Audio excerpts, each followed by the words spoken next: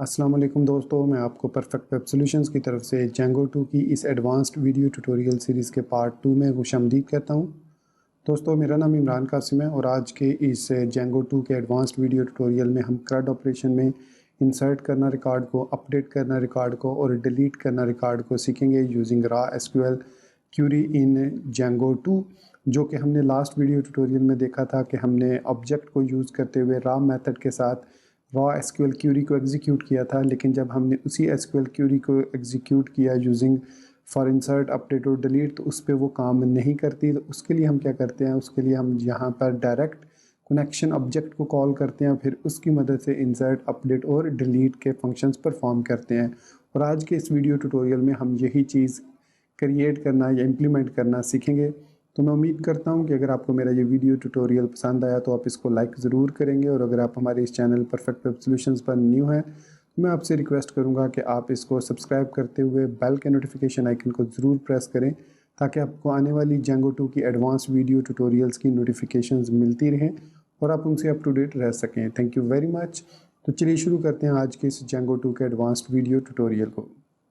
तो दोस्तों, इस CRUD ऑपरेशन को परफॉर्म करने के लिए अगेन मैं जेंगो 2 का जो शेल इंटरफेस है वो यूज़ करूँगा और उसके अंदर वो कमांड्स को रन करूँगा। और आप सेम यही कमांड्स जो है ये आप अपने व्यूज़ के अंदर भी एग्जीक्यूट कर सकते हैं।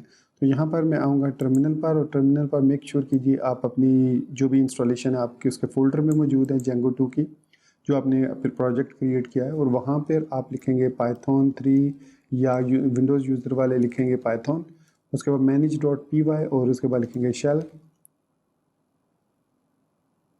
सो अब इस शेल के अंदर हमने CRUD ऑपरेशन परफॉर्म करना है यूजिंग कनेक्शन ऑब्जेक्ट, क्योंकि लास्ट वीडियो ट्यूटोरियल में हमने देखा था कैसे रॉ ऑब्जेक्ट को हमने यूज़ करते हुए क्यूरी परफॉर्म की थी, और उसके अलावा कनेक्शन ऑब्जेक्ट को किस तरीके से हमने यूज़ किया था टू फेच द रिकॉर्ड। तो उसी तरीके से हम आज इंसर्ट, अपडेट और डिलीट के फंक्शनैलिटी भी परफॉर्म करेंगे। सो यहाँ पर मैं अब कैटेगरीज़ के टेबल में ही इंसर्शन करूँगा, क्योंकि उसमें वी नो के 3 ही फील्ड्स हैं, एक टाइटल, क्रिएटेड एट और अपडेटेड एट। तो उसके लिए मैं क्या करूँगा, सबसे पहले मैं फ्रॉम django.db से इंपोर्ट करूँगा कनेक्शन को। और अगर आपको लगता है कि ये कनेक्शन को ज़्यादा लेंथी नाम है तो आप एज CN कर सकते हैं, मतलब CN स्टैंड्स फॉर कनेक्शन। तो मैं उसको प्रेस कर दूँगा। उसके बाद हम एक वेरिएबल लेंगे कर्सर के नाम से और उसको इक्वल कर देंगे CN डॉट कर्सर के। तो हमेशा जो भी अपनी नई क्यूरी एग्जीक्यूट करेंगे उसमें आपको एक नया कर्सर क्रिएट करना पड़ेगा। ये एक बेटर अप्रोच है, ताकि कहीं आपके जो प्रीवियस जो रिकॉर्ड है वही अपडेट ना होता रहे। तो इसलिए हर दफ़ा जब भी आपने एक न्यू क्यूरी रन करनी है तो इस कर्सर को दोबारा अपने कर्सर को असाइन करना है, अपने कर्सर वेरिएबल को, इस तरीके से। सो अब हमारे पास कर्सर ऑब्जेक्ट आ गया। तो यहाँ पर हम लिखेंगे कर्सर डॉट एग्जीक्यूट, और अब हमने रिकॉर्ड को इंसर्ट करना है। तो आपको एसक्यूएल की जो इंसर्ट की क्यूरी है वो पता होनी चाहिए। वो हम यूज़ करते हैं इंसर्ट इनटू, फिर हम टेबल का नाम लिखेंगे, फिर हम लिखते हैं किन किन वैल्यूज़ में, किन किन कॉलम्स में हमने वैल्यूज़ इंसर्ट करनी है। तो ब्रैकेट के अंदर हम लिखेंगे सबसे पहले, आप चाहें तो ये टिल्डा साइन यूज़ कर सकते हैं यहाँ पर, टाइटल, क्रिएटेड एट और अपडेटेड एट। अब यहाँ पर मैं एक और चीज़ भी आपको क्लियर करना चाह रहा हूँ कि जो आप डेट्स को इंसर्ट करते हैं तो इसके लिए आपके पास 2 ऑप्शन है। या तो आप टाइम जोन को यूज़ करेंगे ऑब्जेक्ट को, या डेट टाइम ऑब्जेक्ट को आप यूज़ करके ही डेट्स को इंसर्ट करेंगे। वो मैं अभी आपको दिखाता हूँ कि क्यों मैंने ऐसा कहा है। कि यहाँ पर अब हमने इंसर्ट कर दिया और यहाँ पर हम लिखेंगे वैल्यूज़, और वैल्यूज़ के बाद अगेन ब्रैकेट्स में हम जो है वो लिख देंगे %S,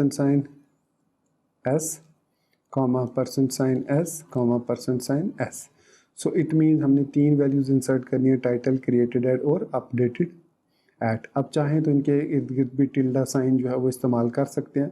अब वो वैल्यूज़ कौन सी हैं उनके लिए हम क्या करेंगे, उसके लिए हम यहाँ पर इसको पहले क्लोज़ करेंगे, फिर हम कॉमा लगाएंगे और फिर एरे की सूरत में हम इन वैल्यूज़ को इंसर्ट करेंगे। सो सबसे पहली वैल्यू है टाइटल। तो टाइटल में हम दे देते हैं जेंगो बुक्स, ये हमने टाइटल में दे दिया एज अ टाइटल। फिर अगर हमने क्रिएटेड एट देना है और अपडेटेड एट, तो इसके लिए इट इज़ रिकमेंडेड कि आप टाइम जोन यूज़ करें। सपोज़ मैं अगर यहाँ पर स्ट्रिंग इंटर करता हूँ, जैसे आज की डेट है 10th मंथ है, 27 है एंड 2019 है, उसके बाद मैं दोबारा से इसी डेट को इंसर्ट करता हूँ, तो देखिएगा ये डेट इंसर्ट नहीं होगी, बल्कि फेच ही नहीं होगी। इंसर्ट तो हो जाती है लेकिन ये फिर फेच नहीं होती। सो मैंने कर्सर डॉट एग्जीक्यूट के बाद इसको एंटर किया।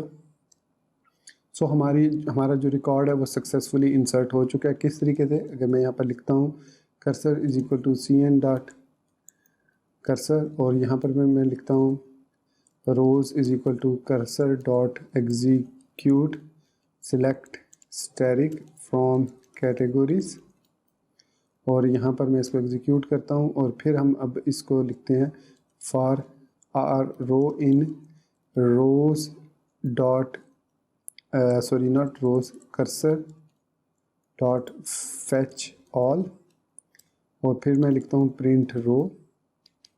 सो देखा हमारे पास यहाँ पर सारी रोज़ आ चुकी हैं, और आपने नोट किया होगा कि यहाँ पर रिकॉर्ड नंबर 13 के अंदर हमारी जो डेट्स फील्ड्स हैं उनमें नन और नन आ रहा है। क्रिएटेड ऐड पे भी नन और अपडेटेड ऐड में भी नन आ रहा है।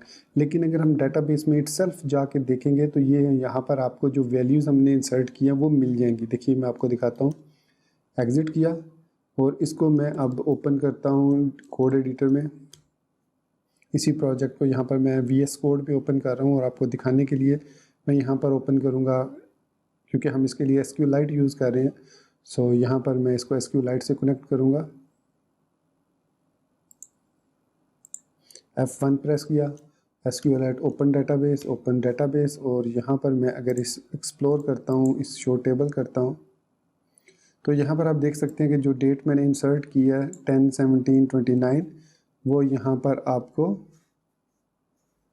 यहाँ पर नज़र आ रही होगी। ये देखिए डेट इंसर्ट हुई है, लेकिन ब्राउज़र के जो हमारा जो शेल है वो इस डेट को रीड नहीं करता।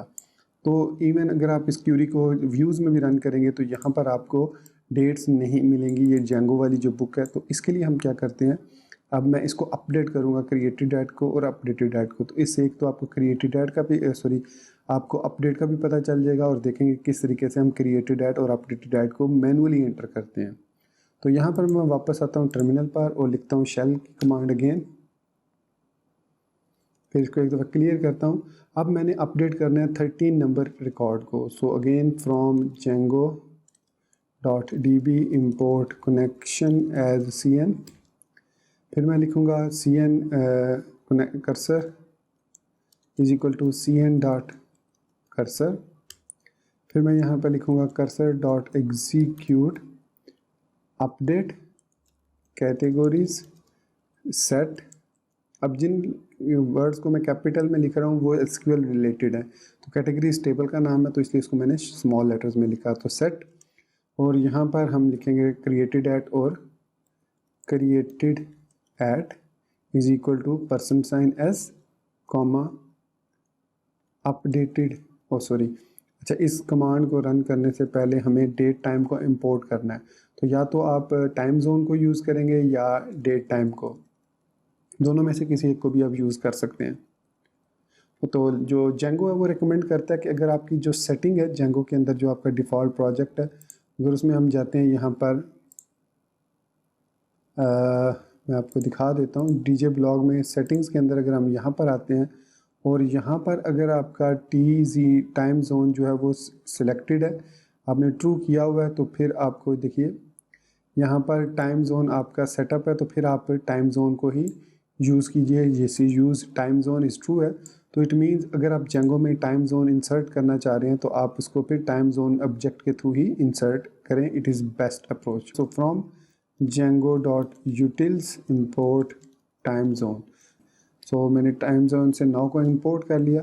अब हम again from django.db import connection as cn करेंगे, फिर cursor is equal to cn dot cursor. अब हम यहाँ पर यूज़ करेंगे cursor dot execute update categories set created at is equal to %s comma updated eight equal to %s where ID is equal to 13। यहाँ पर हम 13 यहाँ पर भी दे सकते हैं या %s यहाँ पर भी लिख सकते हैं।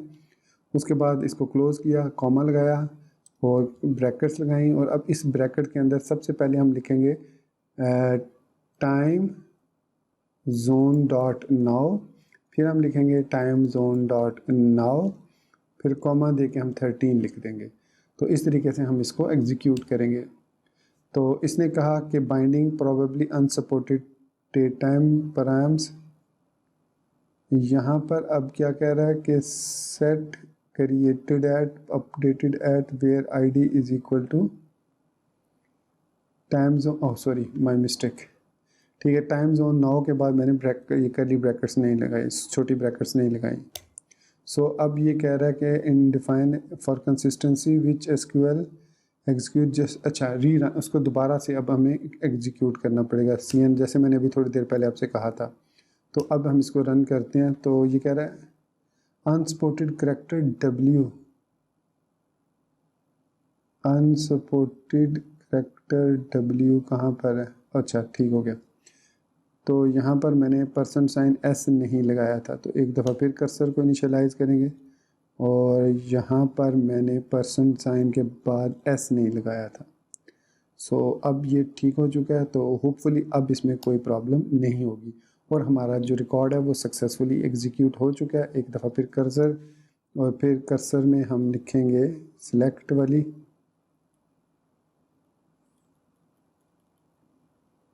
Select static from categories. अब इसके लिए हमें इसको रो के इक्वल करने की ज़रूरत नहीं है, हम यहाँ पर डायरेक्ट लिख देते हैं, और फिर कर्सर डॉट फैच ऑल करेंगे। तो आप देख सकते हैं कि अब हमारे पास जो लास्ट रिकॉर्ड है जेंगो बुक्स का, यहाँ पर मैं बल्कि categories where ID is equal to 13 कर देता हूँ, और फिर मैं कर्सर डॉट फैच 1 लिखता हूँ। अब अब आप देख सकते हैं कि यहाँ पर जेंगो बुक्स के साथ साथ हमारे पास डेट टाइम भी प्रॉपर्ली अपडेट हो चुका है। और यहाँ पर अगर मैं इसको रिफ़्रेश करता हूँ SQL ब्राउज़र को, यहाँ पर मैं कैटेगरीज़ में आता हूँ, शो टेबल करता हूँ, तो यहाँ पर भी अब प्रॉपर फॉर्मेट में, जेंगो के फॉर्मेट में, जिसको जेंगो रीड कर सकता है, उस फॉर्मेट में हमारे पास डाटा इंसर्ट हो चुका है। अब ये जो 10, 11, 12 जो रिकॉर्ड्स हैं, इनको मैं रिमूव करना चाह रहा हूँ।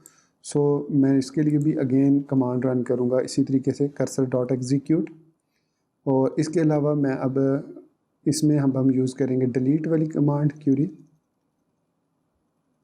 सो delete from categories where ID is equal to, और इसके अलावा इसमें आई थिंक हम आईडी यूज़ कर सकते हैं, इन ऑपरेटर भी यूज़ कर सकते हैं, आईडी इन, और आई थिंक आईडी इन को यूज़ इसी तरीके से मल्टीपल जब हम रिकॉर्ड डिलीट करते हैं। सो इसके लिए हम जो है वो इन को ही यूज़ करते हैं, फिर आईडी इन और फिर ब्रैकेट के अंदर %S और %S लिख देते हैं। सो 3 हमारे पास रिकॉर्ड हैं, तो कॉमा डालेंगे जिनको हमने रिमूव करना है, और वो कौन कौन से रिकॉर्ड्स हैं, वो हैं 10, 11, 12। सो हम यहाँ पर लिख देंगे 10, 11, 12। सो ये ऑटोमेटिकली प्राइम्स जो हैं ये बाइंड हो जाएंगे, और ये तीनों रिकॉर्ड हमारे यहाँ से रिमूव हो जाएंगे। तो यहाँ पर मैंने आई थिंक स्पेस का इशू ना आ जाए। तो अब मैं इसको रन करता हूँ, तो इसकी मदद से अब हमारा रिकॉर्ड जो है वो डिलीट हो जाएगा। तो सक्सेसफुली हमारा रिकॉर्ड डिलीट हो चुका है, इसने हमें बैकएंड से ये रैपर रिटर्न कर दिया। तो अब मैं अगर दोबारा कैटेगरीज़ को शो टेबल करता हूँ, तो आप देख सकते हैं 9 रिकॉर्ड नंबर 10, 11, 12 जो है वो डिलीट हो चुका है, 10, 11 एंड 12 डिलीट हो चुका है, 9 और 13 रह गया। अब ये जो वैसे नंबरिंग है लेफ़्ट साइड वाली, और ये एक्चुअल जो आपके कॉलम्स की नंबरिंग है ये वाली है। तो दोस्तों इस तरीके से हम जेंगो 2 के अंदर कनेक्शन ऑब्जेक्ट को यूज़ करते हुए हम इंसर्शन, डिलीशन, अपडेशन परफॉर्म कर सकते हैं बिल्कुल आसानी से। कोई हमें मॉडल वगैरह यूज़ करने की ज़रूरत बिल्कुल भी नहीं है। अगर आपके पास एग्जिस्टिंग रिकॉर्ड ऑलरेडी टेबल्स वगैरह डाटाबेस किसी दूसरे प्रोजेक्ट्स की बनी हुई है, तो आप डायरेक्ट इसी तरीके से जैसे आप उसमें करते हैं SQL को रन करते हैं, इसी तरीके से आप यहाँ पर भी SQL कमांड्स को इस्तेमाल करते हुए अपना डिज़ायर्ड रिज़ल्ट हासिल कर सकते हैं। तो दोस्तों ये था हमारा आज का जेंगो 2 का एडवांस्ड वीडियो ट्यूटोरियल। तो मैं उम्मीद करता हूँ कि अगर आपको मेरा ये वीडियो ट्यूटोरियल पसंद आया तो आप ऑलरेडी इसको लाइक कर चुके होंगे, और अगर आप हमारे इस चैनल पर न्यू हैं तो ऑलरेडी इसको सब्सक्राइब करते हुए बेल आइकन को प्रेस कर चुके होंगे। तो इसी बात के साथ मुझे इजाज़त दीजिए, मिलते हैं नेक्स्ट वीडियो ट्यूटोरियल में। Till then thank you very much and take care, good bye एंड अल्लाह हाफिज़।